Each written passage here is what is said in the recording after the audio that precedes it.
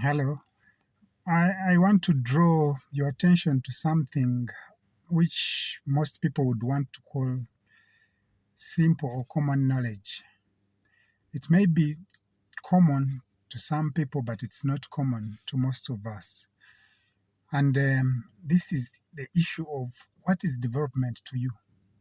What does development mean to you? If someone says development, what rings the bell in your mind? Some people think development is amassing wealth by many people. And again, you have to define what is wealth to you. So I tend to think about development in terms of macroeconomic aggregates of a certain country. And it is defined or it is characterized by so many parameters. But to me, the fundamental thing that defines development of a country is its infrastructure. And the infrastructure is made by its human capital. Human beings create infrastructure. And the better the infrastructure a country possesses, the higher its levels of development. This is the basic principle of development. And infrastructure can be in form of houses, buildings, roads, bridges, hospitals, schools, etc. That is development to me. So if a country has poor quality infrastructure, or if it doesn't have infrastructure at all, it means that its level of development is very much limited.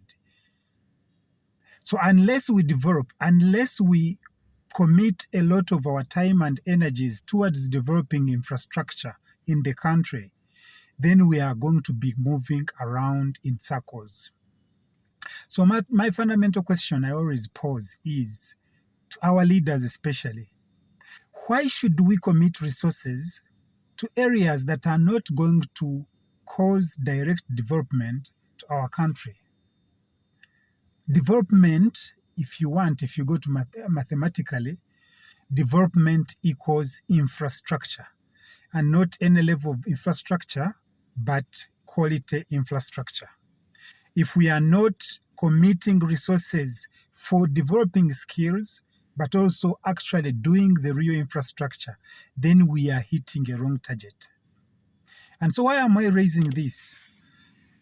I see that if you look at all these countries in Europe and in the West generally, in America, which are models we are trying to copy, they invested over a long period of time in infrastructure before they wandered off to other areas, which someone may call non-essential sectors. You can't commit a lot of resources, for instance, to entertainment industry.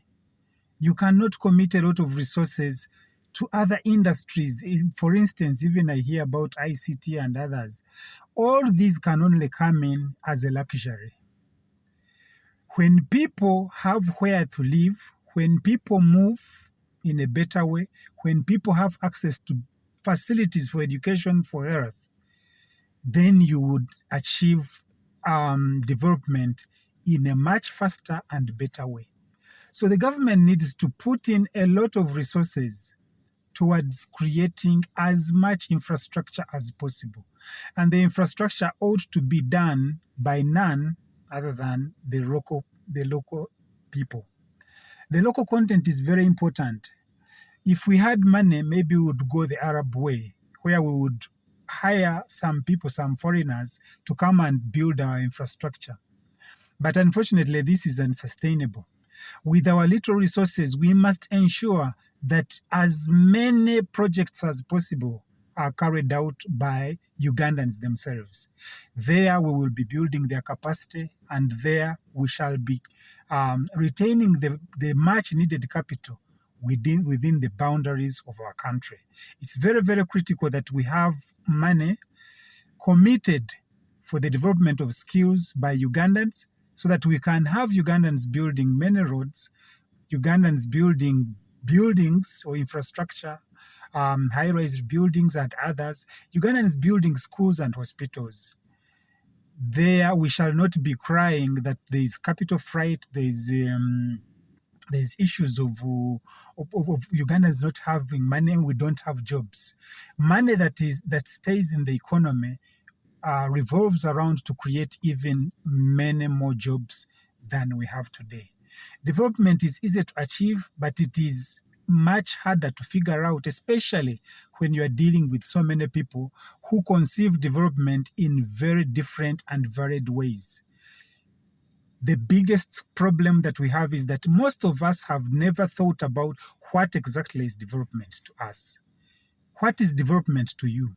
If we can answer this question, it will go a long way in helping us shape the kind of intervention as a country we shall have in the next coming years as we develop ourselves and as we develop our country.